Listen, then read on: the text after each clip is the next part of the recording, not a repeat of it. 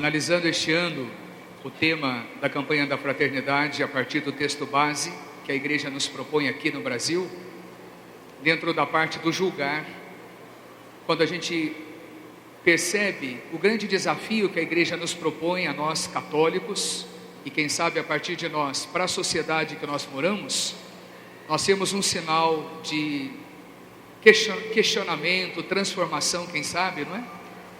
O texto então nos leva, quem sabe, a compreender a atitude deste filho que, vivendo bem com o seu pai, resolve tomar a parte da sua herança e vai esbanjar, né, o que ele tinha de melhor com tudo que não presta. E eu fazia esse paralelo, né? O que é a chamada de atenção da campanha da fraternidade deste ano, se não para nós, filhos desta terra, né? Quando alguém fere a natureza, a nossa casa comum, nós podemos imaginar exatamente isso. Ele tomou a parte que lhe cabe desta herança e tem esbanjado, tem jogado fora a riqueza, o dom que lhe pertence com aquilo que não presta. Todas as vezes que nós destruímos de alguma forma a nossa natureza. Então nós estamos colhendo muito disso.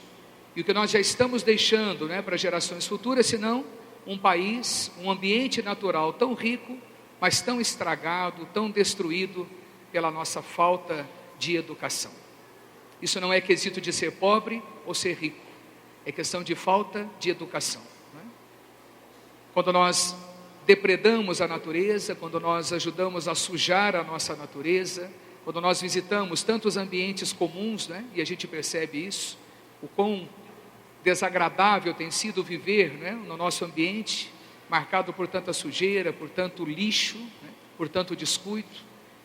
E tudo isso de alguma forma, né, nos rende, quem sabe, né, uma sociedade cada vez mais doente, cada vez mais desprotegida.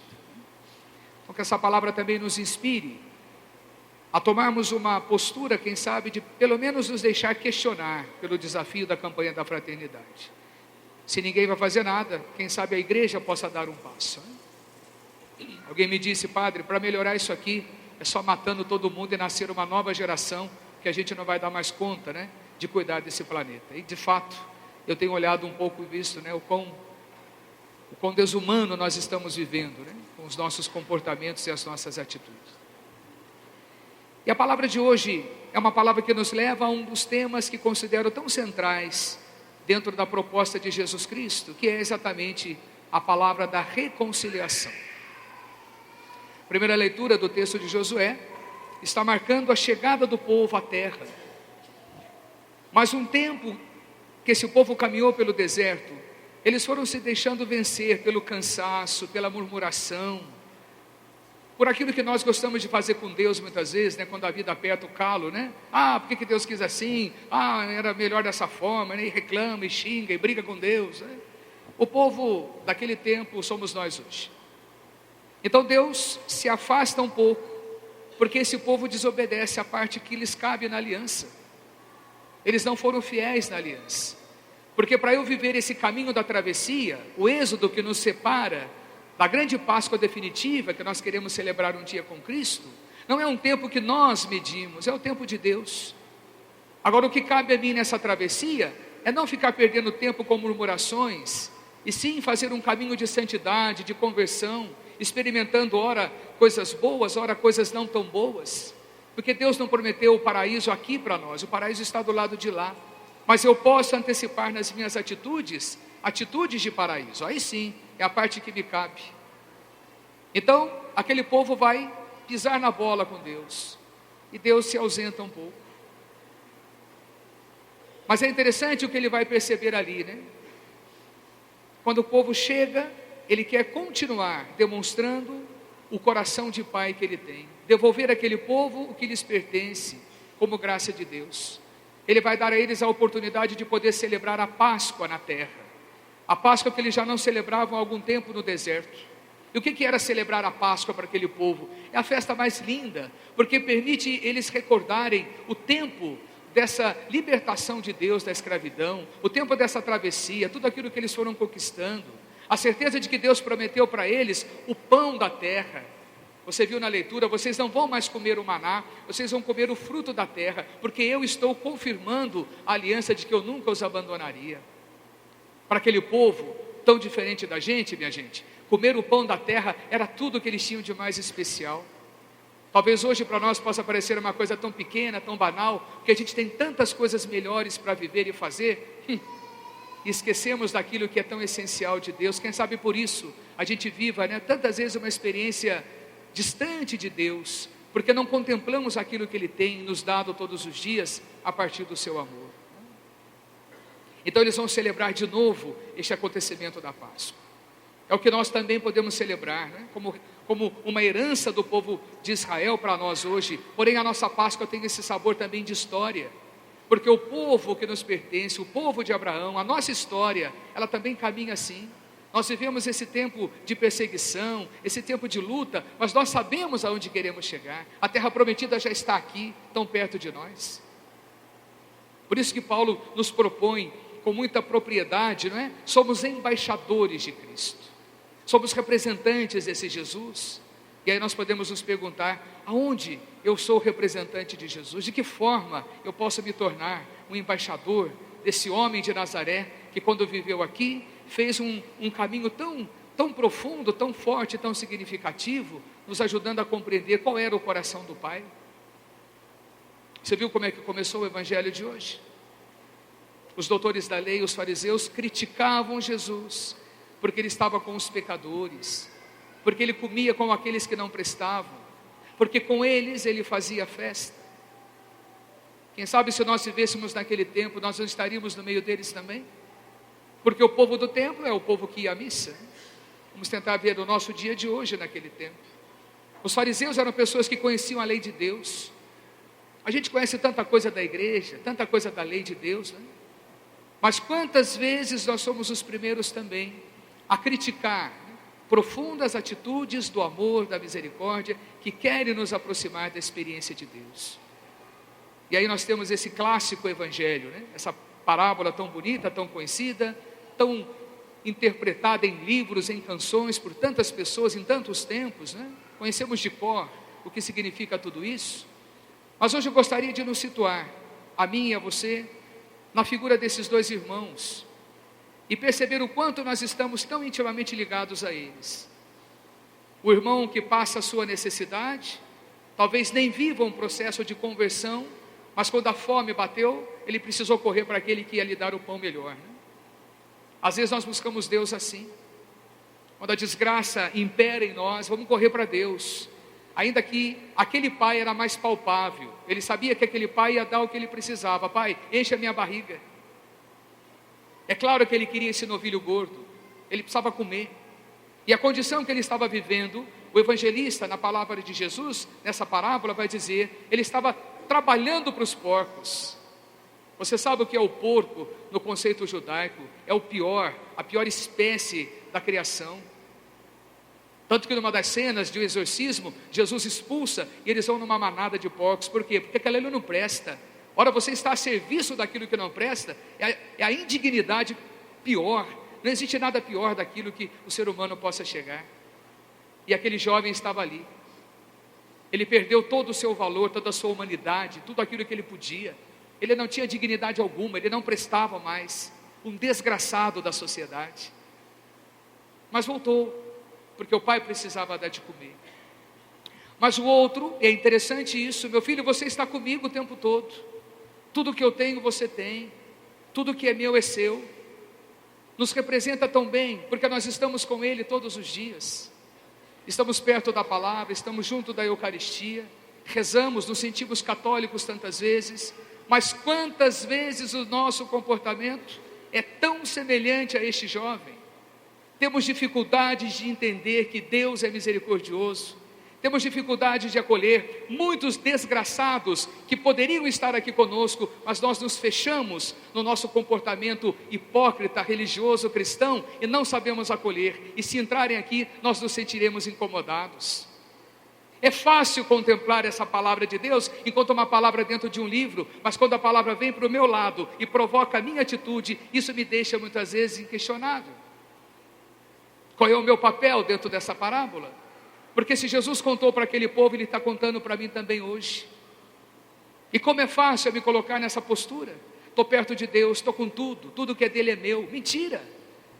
Porque se eu tenho consciência de por que estou aqui, e tudo que Deus tem é meu, então que eu trate também de ser um pouco mais Deus na vida das pessoas. Não falo dessas bobeirinhas, dessas perseguições, de gente que não tem o que fazer e fica enchendo o saco da gente o dia inteiro, não. Falo de coisas maiores, de saber olhar quem de fato está precisando, quem de fato está do lado de lá da miséria, dando de comer para porco, e que gostaria tanto de estar aqui, e que nós não temos a sensibilidade, o coração, a igreja, que quer ser tão amante do amor de Deus, e conseguir traduzir isso nas nossas atitudes.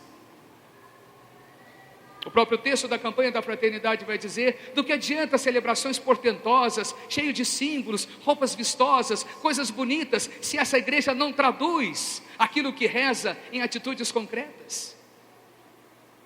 Ora, uma campanha nos leva a fazer o quê? Precisamos fazer alguma coisa por alguém. Deus está cansado das nossas orações, se elas não nos levam a nada, porque são orações mentirosas, elas não mudam nem mesmo a mim, porque todos os dias peço que o pão do céu eu possa também partilhar, que o perdão recebido eu também possa perdoar, e quantas vezes eu sou o primeiro desnaturado a não fazer isso? E aonde é que eu estou? Do lado do filho lá, ou aquele que está perto do pai? Estamos aqui, perto do pai. Olha o pai dizendo: Padre Silvio, o que é meu é teu. Só que você não consegue enxergar que esse teu irmão, que viveu o pecado, viveu a desgraça, é aquele que a sociedade não quer. Hoje o coração do pai o acolhe. E desculpe dizer, quem sabe ele vai preceder você no céu, porque ele experimentou a misericórdia de Deus. Como quando Jesus olha aquela mulher pega em adultério, e a sociedade cristã foi a primeira a destruí-la. Ela está em pecado, Jesus, é preciso atirar a pedra nela, é preciso matá-la, porque ela foi pega em adultério. A lei diz assim, mas a misericórdia de Deus vai dizer o quê? Quem é que não tem pecado? É simples você condenar os outros, os seus erros, os seus fracassos, das suas misérias. Mas quando o pecado está aqui dentro da minha casa e o meu telhado é de vidro, então fica interessante perceber. Agora são esses olhos que outrora ajudaram a condenar os outros, os olhos que agora me condenam, são os olhos que agora necessitam da misericórdia de Deus. Queridos irmãos e irmãs, quem sabe essa palavra nos provoque um pouco essa maturidade do nosso comportamento. Quem sabe essa palavra venha despertar uma igreja que verdadeiramente passe pelo conceito da misericórdia. Nós não precisamos de um ano da misericórdia para poder recordar isso, porque desde que a igreja nasceu, e ela nasce exatamente desta cena, do coração traspassado, aonde jorra o sangue e a água, a fonte da misericórdia, ali nasce a igreja de Jesus Cristo. É deste momento e para sempre, enquanto houver cristianismo, aqui estará uma igreja de misericórdia. Jesus só deseja isso para nós. Ele não quer nos dar um peso muito pesado, um fardo que nós não somos capazes de carregar, mas Ele nos quer dar o que? Senão isso. Sejam homens e mulheres, discípulos e discípulas que sejam capazes de viver, carregar, ser atitudes de bondade, de mansidão, de ternura, de acolhida, de enxergar aquilo que não presta como uma possibilidade de vida nova. É preciso trazer, é preciso curar. A verdadeira Santa Casa de Misericórdia é essa. E nós não precisamos de muitas técnicas para isso, a não ser ajudar as pessoas que já perderam a sua dignidade a encontrar pelo menos o caminho de Deus. E com quem que Deus está contando? É tão bonito isso da parte de Deus. Ele sempre quis contar conosco, Ele sabia as nossas fragilidades. Quando Jesus chamou os apóstolos, eles não eram pessoas magnânimas, cultas, de universidades, capazes de fazer isso ou aquilo, ninguém sabia nada. Ninguém mal conhecia Jesus. Mas foram viver com Ele, precisaram passar algum tempo com Ele, e ainda assim, diante de palavras e sinais, no momento da cruz, todo mundo correu, porque é natural. A gente tem medo da novidade do amor. Enquanto o amor é meu, eu dou conta. É um amor traidor, falso, interesseiro, que busca aquilo que quer, a hora que quero e da forma que quero. E se você não gosta de mim, também eu te descarto. Mas quando o amor é de Deus, não sou eu o dono dele. Não é você que perdoa ninguém, é Deus que está pedindo passagem no seu coração. Mas a minha maldade é tão grande que eu não deixo Deus entrar em mim. Eu vou rompendo a ação do Espírito Santo. Eu não deixo que ele passe em mim para que eu tente amar e tente perdoar. Claro que o conceito do perdão, o conceito do amor, ele tem as suas particularidades. Talvez você esteja, meu Deus, eu não consigo perdoar, eu estou fora do céu. O perdão tem o seu tempo, tem o seu momento, tem a sua forma. Nós vamos passar perto de pessoas que não nos amam, não nos toleram.